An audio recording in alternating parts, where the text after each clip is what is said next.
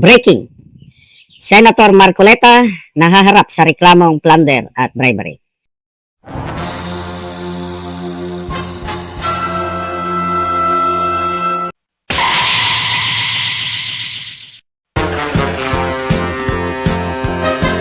Nahaharap ngayon si Senator Rodante Marcoleta sa reklamong plunder, indirect bribery, at paglabag sa Presidential Decree number 46 matapos irekomenda ng Field Investigation Bureau ng Ombudsman ang pagsasampa ng kaso laban sa kanya kaugnay ng umano'y 75 million campaign donations noong nakaraang halalan. Batay sa complaint affidavit na pirmado noong Mayo 18. Kabilang din sa mga pinangalanang respondents sina dating Quezon City 2nd District Representative Mike Defensor, Joseph Varias Espiritu, and Aristotle Baluyot Diray. Ito yung nakalagay sa complaint affidavit. The undersigned investigators respectfully pray that the following respondents, Rodante Dizon Marcoleta, and private individuals, take note yung private individuals, Michael Tan Defensor, Joseph Varias Espiritu, and Aristotle Baluyot Diray, be indicted for plunder and for violation of Presidential Decree number 46 ayon sa complaint affidavit. Ayon sa Ombudsman investigators, tinanggap umano ni Senator Marcoleta ang tatlong magkakahiwalay na donasyon noong Enero 2025 na nagkakalaga ng kabuuang 75 million, 30 million mula kay Defensor, 25 million mula kay Espiritu, at 20 million mula kay Diray. Itong nakasaad sa affidavit.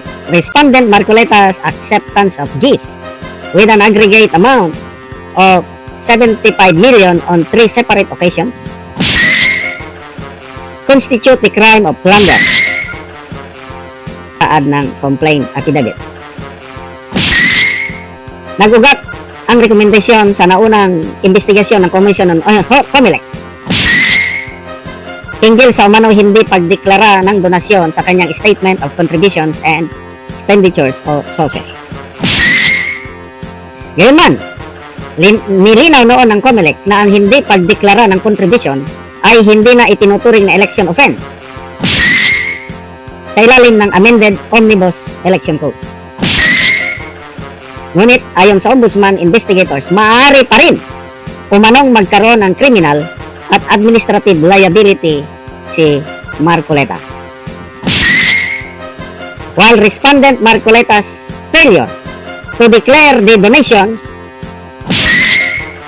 did not constitute any election offense, his acts should nevertheless give rise to criminal and administrative liabilities.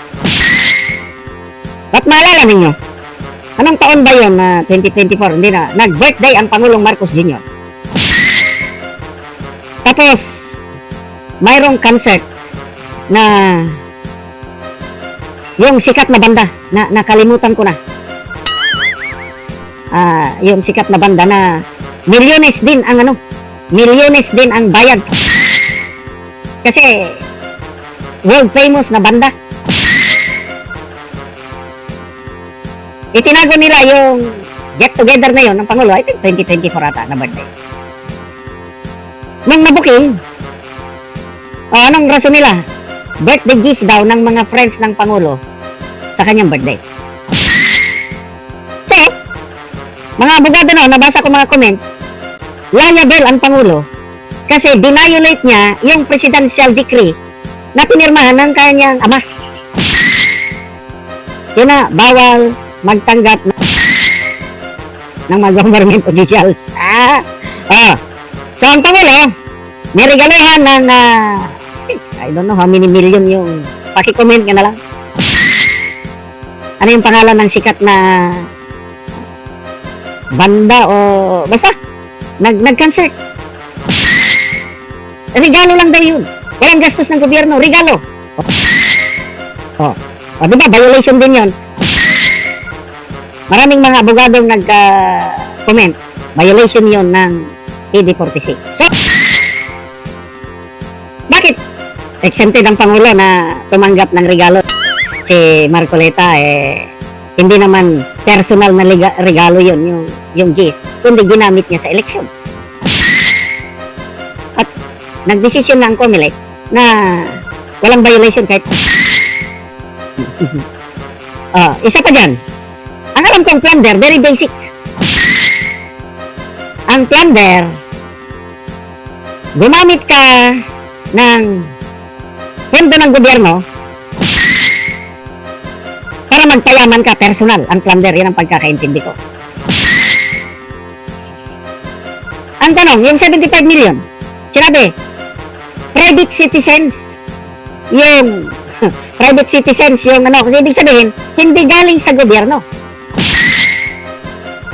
Paano nahilog na plunder? Ganun lang yun. Abogado yan si Senator Marcoleta. Tatawanan lang yan. Very clear yung ginagawa. Ang mga brain, 13 senators, ginigipit, tinatakot. Ba't hindi nyo pwedeng takutin ang isang Marcoleta? I tell you, palaban yan. Laban lang po, Senator Marcoleta, tawanan nyo lang yan. Mananaig pa rin ang katarungan. Ibabasura yan, sa tingin ko, I hope.